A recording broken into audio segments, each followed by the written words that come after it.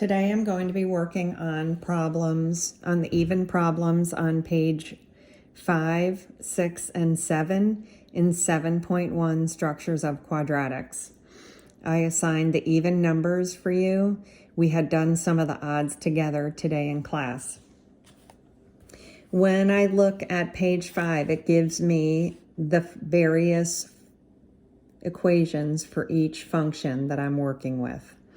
Each equation is a linear equation, so it's going to make a line.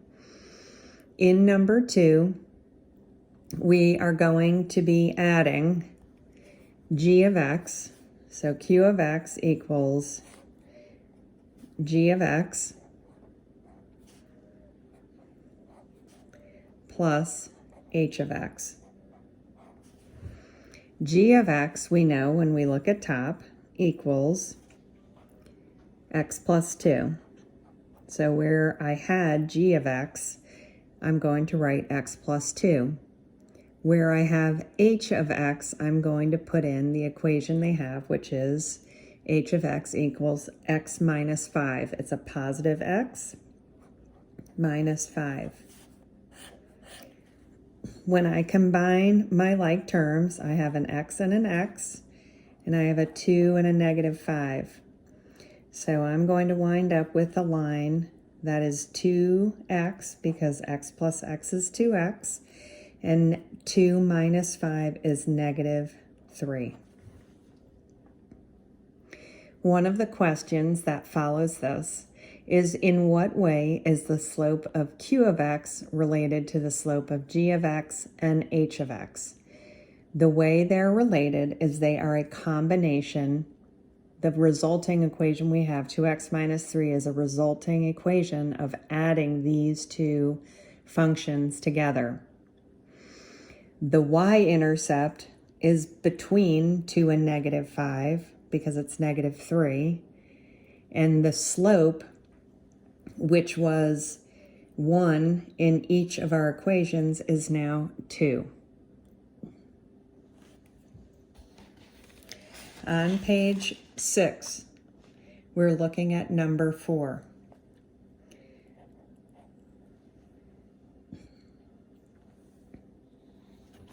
We are asked to add these two lines. So they're asking us to, now we're going to graph our p of x using the graphs of f of x, which is down here, and g of x. So the first thing I'm going to do is find the equation for f of x and g of x. F of x is 2x plus 3.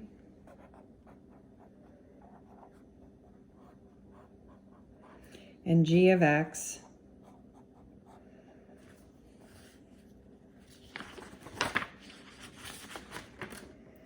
is equal to x plus 2. This is the graph of the lines we were doing the equations for in problem number 1. When we combine these two, we're going to get 2x plus 3 plus x plus 2.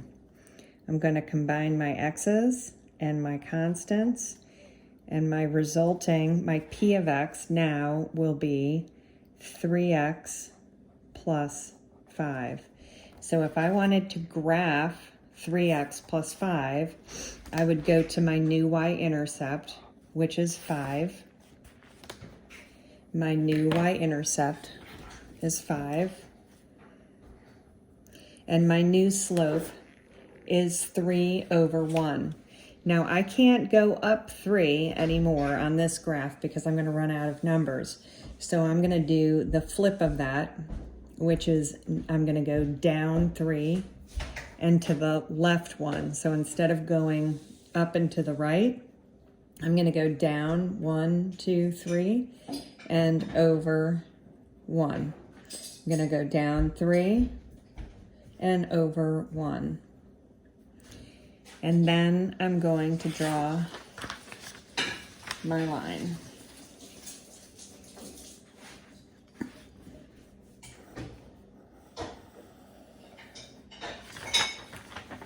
This is my new line. This is P of X. For number 6, they are asking us to graph f of x and m of x. F of x is 2x plus 3.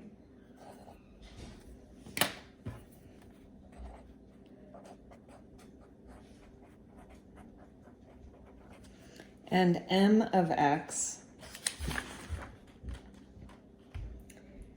is negative 3x minus 1. Negative 3x minus 1. That's m of x. I'm going to combine these.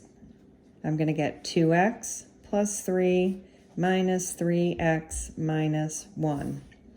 When I combine my x's and my constants, I'm going to get 2x minus 3x, which is negative x. And I have a positive 3 and a negative 1. I'm going to get a positive 2 from that. My new line intercept, my y-intercept is 2. So I'm going to go to my graph and find 0, 2. This is my new line. My slope for r of x is negative 1. So I'm going to go down 1 and over 1, down 1 and over 1. And then I can draw my line.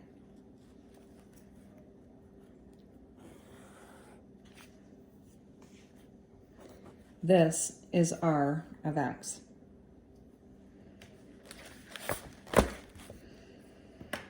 On page 7, the directions are: label the coordinates of the vertex and state whether it's a maximum or a minimum. Then draw a dotted line for the axis of symmetry. Write the equation for the axis of symmetry. So let's take a look at our parabolas that we have in problems 8 through 13. Some of them have a minimum and some of them have a maximum. When I have a U form, I'm going to have a minimum, and when I have a mountain form, I'm going to have a maximum. To be more specific, let's take a look at the numbers we have. Let's start with number 8. Number 8, my vertex is actually right on the origin. It is a minimum. And now we're going to draw the dotted line that we get in our axis in our vertex. And that line is actually our y-axis. That line is x equals 0. Where does it cross the y-axis? At 0. Number 9. I'm skipping number 9. No, we'll do number 9. So number 9, if we count over 1, 2, 3, 4, I think this is our line of symmetry here. Our line of symmetry is where if we folded it in half, we would come out even on both sides. Our line of symmetry is going to be x equals 4. X equals 4. Does this have a minimum or a maximum? It is a U shape. It has a minimum. In number 10, our axis of symmetry is at -1. So we're going to draw our dotted line at -1.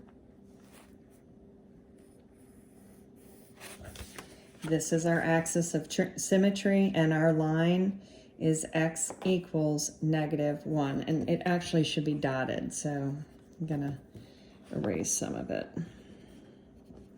That needs to be a dotted line. It's still a positive parabola, even if it has a -1 as its axis of symmetry. Okay, axis of symmetry is only telling us where we've gone halfway in our parabola. This has a minimum because it is opening up and continues on. Number 11. Number 11 is more of the mountain shape. This means we're going to have a minimum instead of we're going to have a maximum instead of a minimum. When it's the U shape, we have the minimum. When we have the mountain shape, we have a max. Okay? And then it's understood that our lines, again, this can be dotted, that our parabola continues into this negative space through infinity. Our line of symmetry is at 1, 2, 3, at -3. So our line of symmetry is x equals -3. Here we have, in number 12, another upside down U, or a mountain. So we're going to have a max. Our axis of symmetry can be found at 1, I guess that would be x equals 1. Okay, so again, we're going to make our dotted line. That is our axis of symmetry. We are even on both sides. X equals 1. This line, the only thing it intersects is the x-axis, and it intersects it at +1. When we look at 13, it has an unusual shape about it. It might not be symmetric. If it is, I would say our line of symmetry would be at 1, 2, we're down here, would be here. We'd probably have to find some more solutions going up this side, increasing, in order to figure out if it was truly symmetrical. This is a U shape. It has a minimum right there. That's the minimum. Our minimum, it's hard to see, is about, let's see, I think is at -3. Our minimum is equal to -3.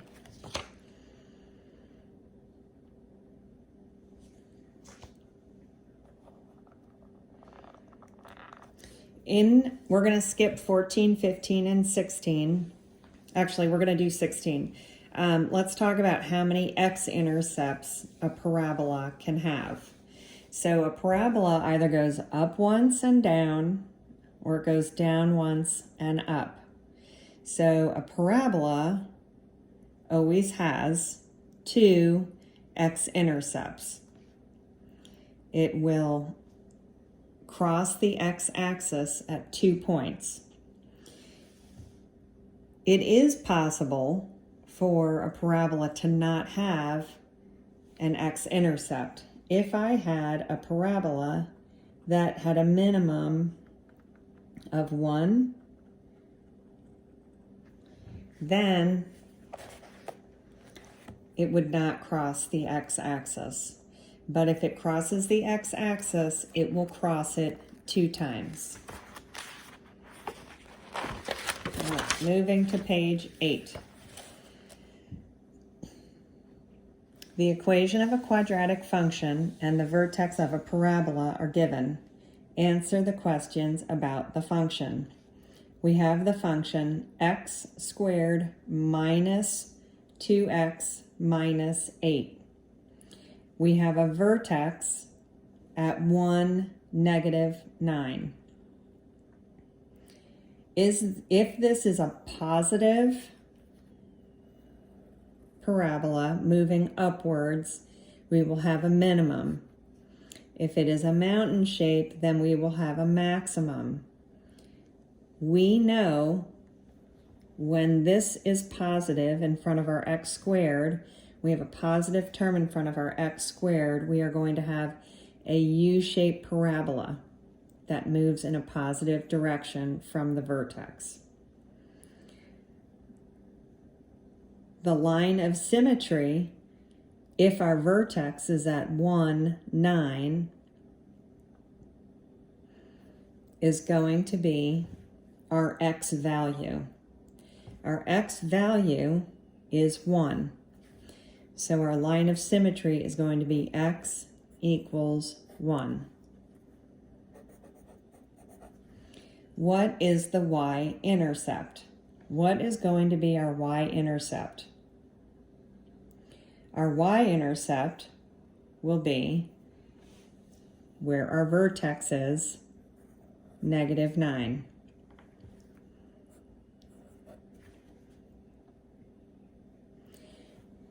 What is the domain of f of x? Domain is the value of all of our x's, and range is the value of all of our y's. We're going to skip through those for now, and we're going to go to finding square roots. Finding square roots, number 19, 21, and 23. The way we find our simplify our square root expressions is we need to find pairs of multiples that we can pull out from under our radical. So we are going to make factor trees. I'm going to write this in marker for you. So we have the square root, number 19, is the square root of 49, a squared b to the 6th. This is the same as the expression, the square root of 49 times a times a times b times b times b times b times b times b. How many pairs can I pull out? Once I identify my pairs, I have 2 A's. Here's a pair of B's. Here's another pair of B's. And here's another pair of B's. I can pull one from each. So I'm going to have an A, a B, I'm going to have another B, and another B. So on the outside of my radical, I'm going to have a b to the 3rd. But I haven't looked at 49 yet. I'm going to go to 49. 49 is a product of 7 and 7. There are 2 of them, so I can pull it out, but just one of them, and I wind up with 7ab cubed, and I don't need my square root anymore. And number 21, it's a little more complicated.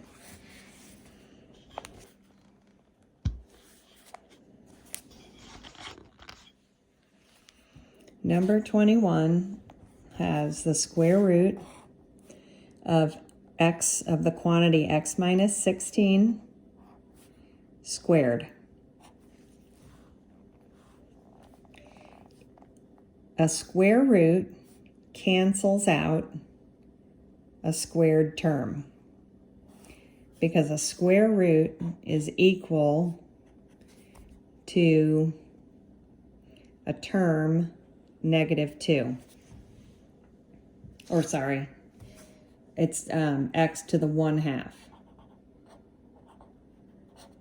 If I have x under here, okay, this is equal to, if I have x squared, that's going to equal x, because this cancels this out. If you have a squared term under a square root, you're going to be left with the term underneath. So this square and this square root cancel each other out. So if I wanted to work it out, it would actually be the square root of x minus 16 times x minus 16. And I would say, do I have two factors that are the same, that are being multiplied under my square root? I can only take one. My answer is x minus 16. In number 23, I have the square root of the quantity 11x minus 7 squared. Now I know that my square root cancels out my square. My answer is going to be 11x minus 7. To explain that, I'll show you. If you have 11x minus 7 times 11x minus 7, what two of the same do we have? We have two quantities, 11x minus 7, but we can only take one, so the result is 11x minus 7.